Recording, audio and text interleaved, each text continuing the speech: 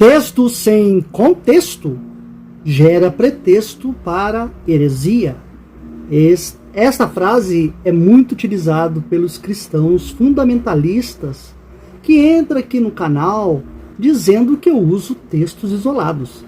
Não só eu, mas tantos outros canais aí que mostram as contradições bíblicas. Quando isso afeta a tua fé, tua crença, aí eles usam desta desculpa, né? Porque na arte da hermenêutica, você não pode isolar um texto do seu contexto. Isso aí eu tô careca de saber. Mas quem se utiliza muitos aí são os cristãos, os evangélicos, os crentes, até os católicos. E eu vou provar para vocês hoje que o escritor de Mateus, o Evangelho de Mateus, quem escreveu o Evangelho de Mateus, também cometeu heresia, tentando encaixar uma suposta, um versículo como se fosse uma profecia se cumprindo na vida de Jesus. Exatamente. Mateus vai isolar o texto do seu contexto. Vamos ver realmente se aquilo que Mateus atribuiu para Jesus faz parte do contexto da passagem que eu vou mostrar para vocês depois da nossa vinheta.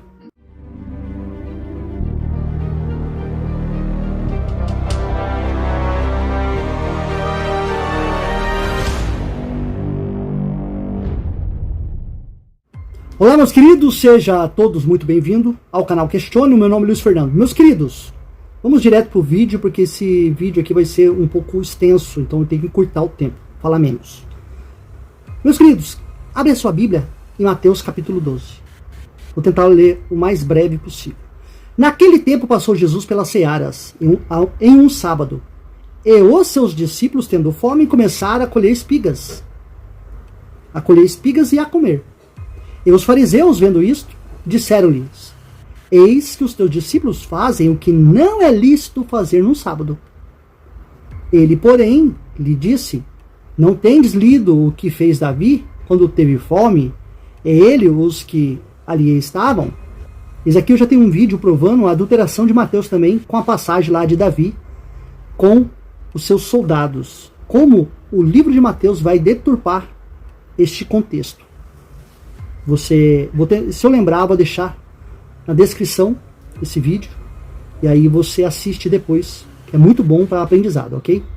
Como ele entrou na casa de Deus e comeu os pães da proposição, que não era lícito comer, nem aos que com ele estavam, mas só aos sacerdotes. Ou não tendes lido na lei que aos sábados os sacerdotes no templo violam o sábado e ficam sem culpa? Quer dizer, ele justificando um erro por outro erro. Então, quer dizer, eu posso quebrar o sábado, comer aqui, colher espigas e comer, porque vocês quebram o sábado também, lá no templo. Os sacerdotes quebram. Então, se vocês quebram, eu também posso. Um erro justificando o outro. Olha o erro. Se ele é o Filho de Deus, e se ele e o Pai são um, como diz o Evangelho de João, ele deveria dar exemplo da lei que o próprio pai dele deu lá, a Torá, né? Mas não, ele quebrou o sábado. E não tendes lido que na lei, que é os sábados, os sacerdotes do templo violam o sábado e ficam sem culpa? Pois eu vos digo que está aqui quem é maior que o templo. Isso aqui é uma blasfêmia para os judeus, colocando que ele se fosse o próprio Deus, exatamente. Mas se vós soubesse o que significa misericórdia quero e não sacrifício, não condenaria os inocentes, porque o Filho do Homem até do sábado é Senhor. E partindo dali, chegou à sinagoga deles, e aí estavam ali um homem que tinha uma das mãos mirrada. E eles, para o acusarem, interrogaram, dizendo: É lícito curar no sábado? Aos sábados? E ele lhes disse: Qual dentre vós será o homem que, tendo uma ovelha, se num sábado ela cair numa cova, não lançará a mão dela e a levantará? Pois quanto vale mais do homem do que uma ovelha? É por consequência lícito fazer bem nos sábados. Ok? Então disse àquele homem: Estende a tua mão. Ele estendeu e ficou sã como a outra. E os fariseus, tendo saído, formaram conselho contra ele, para o matarem. Jesus, sabendo disso, retirou-se dali. E acompanharam-se grandes multidões, e ele curou a todos. E recomendava-lhes rigorosamente que não descobrissem. Olha só o que o escritor da narrativa aqui de Mateus vai colocar agora. Para que se cumprisse o que foi dito pelo profeta Isaías, que diz: Eis aqui o meu servo, que escolhi, o meu amado, em quem a minha alma se compraz. Porei sobre ele o meu espírito, e anunciará aos gentios o juízo. Olha só onde está ali em amarelo. Presta bem atenção. Eis aqui o meu servo que escolhi. Nós vamos ver lá em Isaías o que está escrito lá. Meu amado, em quem a minha alma se compraz. Porei sobre ele o meu espírito. Opa, peraí, agora nós temos um grande problema aqui. Como que, se Jesus é Deus, ele e o Pai são um, como que pode Jesus, sendo Deus encarnado, receber o Espírito do próprio Deus? Caramba, nunca tinha parado para analisar isso. Porei o meu Espírito sobre ele, e anunciará aos gentios o juízo. Mas nós temos um grande problema, principalmente com o livro de Mateus.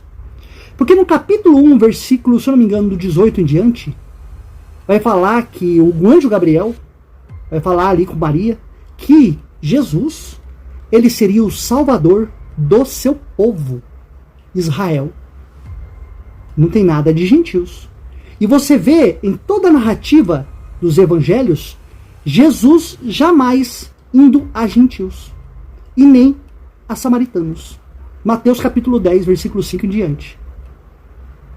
Aí Jesus ainda fala para os seus discípulos não ir para as aldeias, não pregar para as aldeias samaritanos e nem para ir aos gentios. E toda a narrativa dos evangelhos, Jesus está direcionando a sua palavra somente para os judeus, somente para as ovelhas perdidas da casa de Israel, as tribos que estavam espalhadas. Jesus não veio para gentil. Isso aí vai ser atribuição de outros autores e não da própria boca de Jesus. São outros autores, João, Paulo, Pedro, que vai jogar que Jesus veio aos gentios. Mas o próprio Jesus, dentro da narrativa dos evangelhos, não. Jamais. Então, aqui, Mateus vai querer generalizar, universalizar o evangelho. Falar isso aqui no capítulo 12. Isso aí já demonstra que é outra caneta. Porque no capítulo 1 é somente para as ovelhas perdidas da casa de Israel. É somente para o povo judeu. Agora aqui vai dizer o seguinte, ó, presta atenção.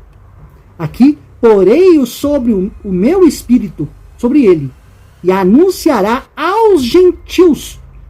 Jesus veio anunciar aos gentios o juízo? Aonde está isso? Nos evangelhos. Que Jesus, em algum momento, ele veio anunciar aos gentios o juízo. Por que entra nessa contradição? Porque a narrativa aqui, que é isolado o texto, que o autor de Mateus isola o versículo lá de Isaías, ele vai dizer isso lá. Mas dentro da narrativa de Mateus, não. Jesus jamais veio anunciar aos gentios o juízo. Vai dizer o seguinte: não contenderá, nem clamará. Não contenderá, nem clamará. Nem alguém ouvirá pelas ruas a sua voz. Opa! Caramba! Você não percebeu ainda, não? Está escrito nesse versículo 19? Não? Vamos lá de novo. Não contenderá. Não arrumará treta, briga. O que Jesus fez lá no templo de Jerusalém? Ele não se contendeu lá no templo, não virou lá a mesa dos cambistas. Opa, não contenderá nem clamará. Jesus não clamou o seu pai lá no Getsemane? Não clamou Jesus ao pai lá na cruz? Não. Aqui diz que não contenderá. Jesus contendeu com o povo no templo. Não clamará. Jesus clamou ao seu pai. Nem alguém ouvirá pelas ruas a sua voz.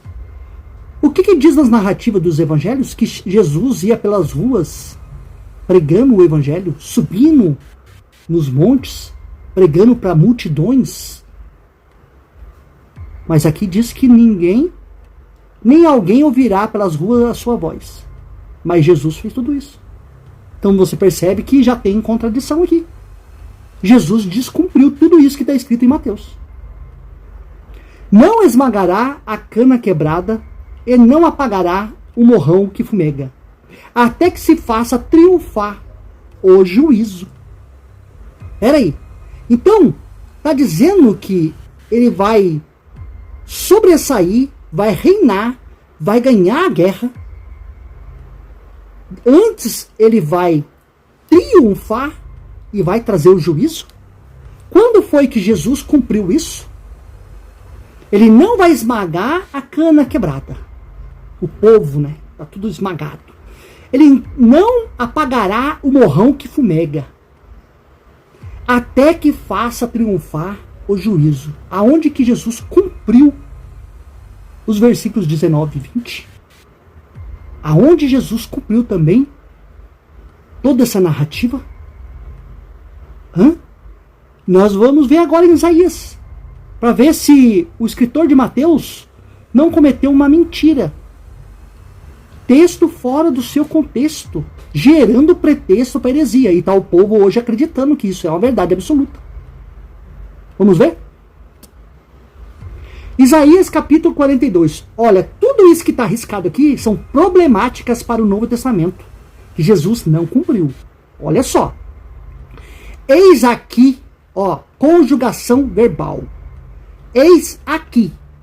Isso daqui é muitos anos antes, séculos. Eis aqui, naquele presente momento. Está escrevendo o livro de Isaías. Eis aqui o meu servo, a quem sustenho. Jesus estava aqui em Isaías? Jesus é o servo aqui? E outro problema que eu vou trazer para vocês, e aí vocês vão dizer para mim se Jesus realmente é o servo sofredor. Que o crente vai dizer que em Isaías, Jesus cumpriu o servo sofredor. Eis aqui o meu servo a quem sustenho, o meu eleito, em quem se apraz a minha alma, que Mateus copiou. Pus o meu espírito sobre ele. É Jesus aqui em Isaías? Ou seria alguém que estaria cumprindo o mandado ali de Yahvé? Ele trará justiça aos gentios. Não clamará, não se exaltará. É o que Mateus copiou. Presta atenção. Nem fará ouvir a sua voz na praça. A cana trilhada não quebrará, nem apagará o pavio que fumega. Com verdade trará justiça. Isso daqui que Mateus copiou. Isso daqui. Ele tirou esse textinho aqui. versículo 1, versículo 2 de Isaías 42. Mas vamos ler o contexto disso, porque o texto não acaba aqui. Vou repetir de novo. Mateus, texto fora de contexto é pretexto para heresia, e você cometeu uma baita heresia. Vamos ver se cumpre Jesus? A cana trilhada não quebrará, nem apagará o pavio que fumega. Com verdade trará justiça. Não faltará, nem será quebrantado. Não faltará, nem será quebrantado. Até que ponha na terra a justiça, e as ilhas aguardarão a sua lei. Ó, não faltará, quer dizer que ele não vai morrer antes do tempo. Nem será quebrantado, até que ponha na terra a justiça. Aonde Jesus colocou na terra a justiça? Na terra de Israel? Aonde? Aonde Jesus conseguiu remover os inimigos, que era Roma? que Israel ali no século I era vassalo de Roma, aonde que Jesus conseguiu expulsar os inimigos e cometer justiça, expulsando os inimigos da terra e cumprindo tudo aquilo que está na Torá. Os dízimos eram para órfãos, viúvas, os estrangeiros e a tribo de Levi, o templo erguido, onde se fazia sacrifício, holocausto e tudo mais, e onde que os locais aguardou a lei de Jesus, porque as ilhas aguardarão a sua lei. E aonde que tem ilha lá em Israel? Responda essa crente. Olha só. Assim diz Deus, o Senhor, que criou os céus, e os estendeu, e espraiou a terra, e a tudo quanto produz, que dá respiração ao povo que nela está. Eu espírito aos que andam nela. Eu, ó Senhor, te chamei em justiça. É Jesus? Jesus estava aqui. Coloque o personagem no seu tempo, no seu contexto histórico e cultural. Jesus estava aqui, em crente. E te tomarei pela mão e te guardarei. Onde se cumpriu isso aqui na vida de Jesus? E te darei por aliança do povo e para a luz dos gentios. Onde isso aqui se cumpriu neste contexto em Jesus. Porque Mateus isola o texto. Ele pega o versículo 1, 2 e 3 e aplica lá. Mas o seu contexto não se cumpre em Jesus. Eu te guardarei. Olha só, eu te guardarei. Não guardou, porque ele foi preso.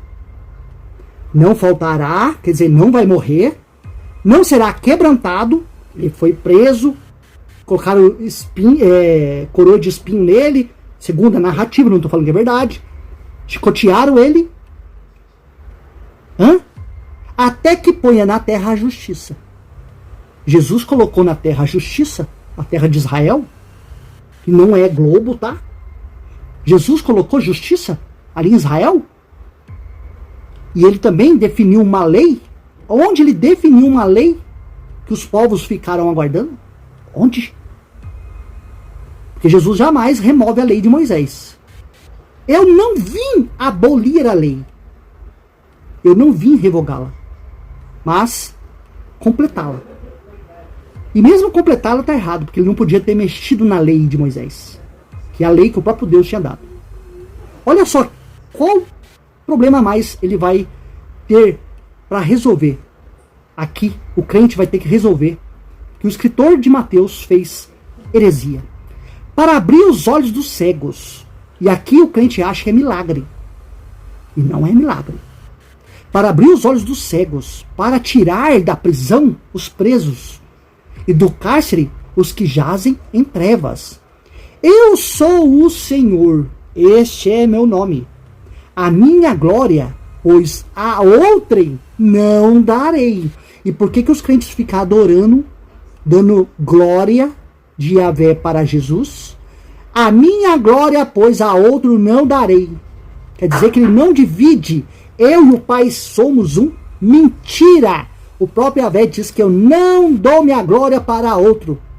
Nem ao o meu louvor às imagens de escultura. Então você percebe que a narrativa aqui era para um povo que estava cego, que estava seguindo outras divindades, e eles estavam cegos, para abrir os olhos dos cegos, para tirar da prisão os presos.